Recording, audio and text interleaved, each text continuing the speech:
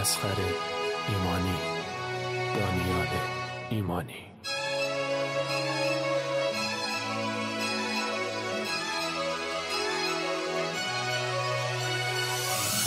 بویران دردم سراوان سردم، خزان شرمساره لرخسار زردم.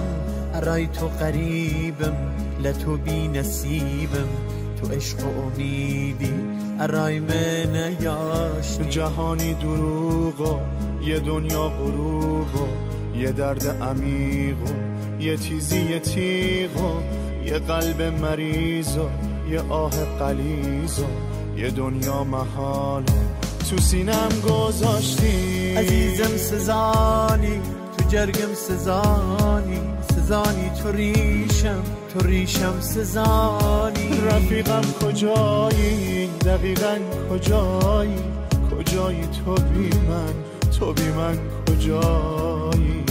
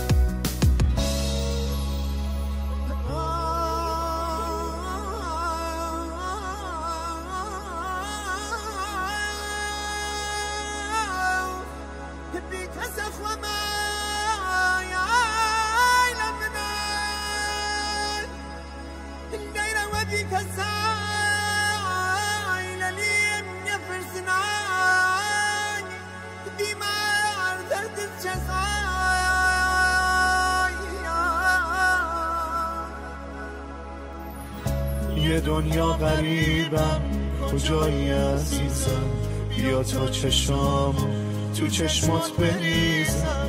نگو دل بریدی خدایی نکرده، ببین خواب چشمات با چشمام چی کرده. غم داخ دیرین و یه جا چمانم، لسر تا و پا گرم دا سزانم. با امید وصلت خزان بی وهارم، مگر وقت مردن تو باید کنارم.